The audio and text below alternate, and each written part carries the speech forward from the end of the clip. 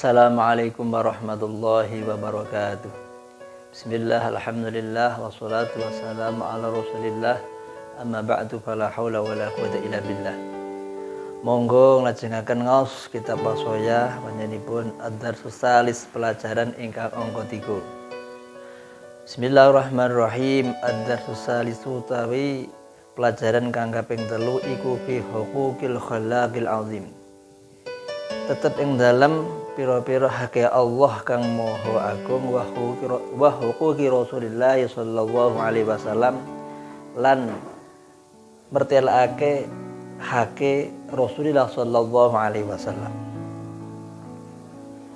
Ing dalam bab ketiga menika kita sareng-sareng memahami hak-haknya Allah, hak-haknya Rasulullah yang wajib kita penuhi.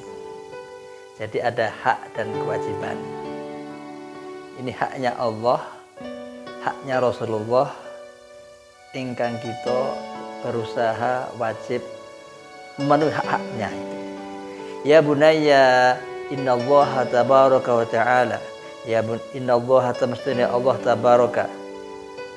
Mundak berkahi wa ta'ala lan maha luhur.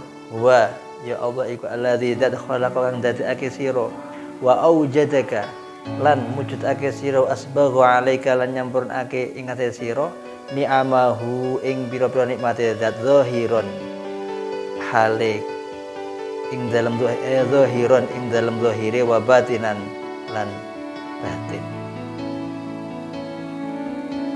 Sesungguhnya Allah tabaraka wa ta'ala adalah yang menciptakan kita semua dan mewujudkan kita semua dan menyempurnakan kepada kita nikmatnya, nikmat-nikmat Allah zahiran wa batin, lahir dan batin. Itu nikmat Allah yang berupa zahir dan batin diberikan semuanya kepada kita. Yang ini perlu kita pahami, Allah itu sifatnya adalah bisifatil kamaliyat, sifatnya sempurna, wa tanzih anin nuqsan dan bersih daripada kekurangan. Jadi Allah sudah memberikan kepada kita nikmat yang sempurna, zahiran wa batinan. Sesungguhnya sudah sempurna nikmat-nikmat itu dari Allah. Tidak ada yang kurang, tidak ada yang keliru. Tetapi kelihatannya ada orang yang susah, ada orang yang menderita, ada orang yang kurang beruntung. Dan itu oleh sebagian orang yang belum paham, dia anggap itu Allah tidak adil, atau Allah itu kadang tidak membuat ciptanya sempurna, ada kekurangannya. Bukan, semua itu menurut Allah adalah sempurna, ada hikmahnya, ada keutamaannya. Dikatakan al-man'u ainul ata. Dalam kitab tasawuf itu ada istilah al-man'u ainul ata. Yang dicegah itu sebenarnya adalah diberi. Yang dicegah itu sebenarnya adalah pemberian dari Allah. Kelihatannya itu dia dicegah, kelihatannya dia itu tidak dituruti keinginannya, tapi sebenarnya itu adalah pemberian yang terbaik baginya oleh Allah. Sebagai contohnya, ada orang nyun sewu mungkin diberi keterbatasan fisik, tidak bisa melihat. Dia diciptakan oleh Allah sejak lahir buta, tidak bisa melihat.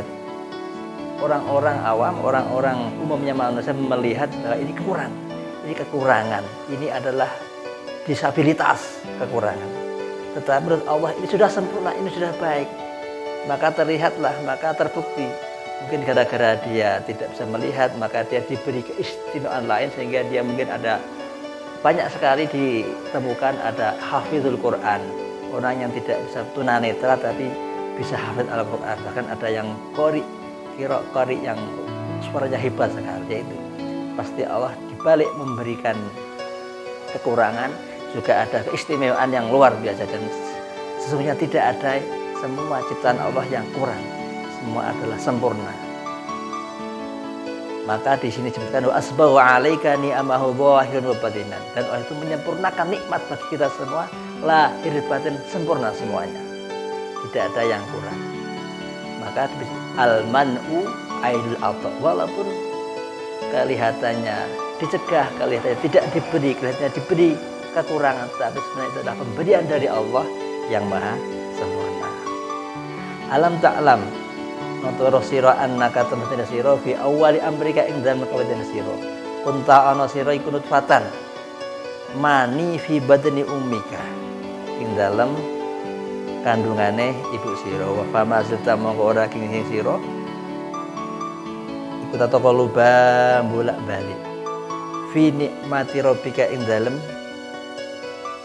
oleh nikmat saking pangeran sira wa rahmatihi lan rahmati pangeran sira hatta waladatka sehingga dilahirake sira ingsaran halidati menungso kamilan kang sempurna. Maka bisa kita lihat ketika kita itu pertama adalah hanyalah setetes mani nutfatan di dalam perut ibu kita. Di situ kita berproses dan itu kita mendapat nikmat dari Allah dan rahmat dari Allah. Dalam kandungan kita dicukupi kebutuhan kita oleh Allah, nutrisi kita dicukupi oleh Allah, sehingga bisa tumbuh kembang dengan sempurna. Hatta waladatka, sehingga kita bisa dilahirkan sebagai manusia yang kamilan. Wahabalaka lan paring sapa Allah ing sira lisanan ing lisan tatakallamu bihi yang bisa berbicara dengan lisan itu, wa ainan dan diberi mata tubsiru biha yang bisa melihat dengan mata itu, wa udhunan dan kita diberi telinga tasma'u biha yang dengan telinga itu kita bisa mendengarkan, wa aklan dan kita juga diberi akal tudriku bihi ma yadurruka wa ma yanfa'uka dan dengan akal itu kita bisa mengetahui apa-apa yang bermanfaat bagi kita dan apa-apa yang mudarat bagi kita. Itu Allah Subhanahu wa taala. Allah berfirman, wallahu akhrajakum min butuni ummahatikum la ta'lamuna syai'a wa ja'ala lakumus sam'a wal absara wal af'idata la'allakum tashkurun. Surat An-Nahl ayat 78. Dan Allah wallahu akhrajakum, dan Allah yang telah melahirkan kamu semua. Jadi yang melahirkan itu Allah. Mim butuni ummatikum, dari perut-perut dari kandungan ibu-ibu kalian semua. La ta'lamuna syai'a, dan ketika lahir itu kita tidak tahu apa-apa. La ta'lamuna syai'a, tidak tahu apa-apa.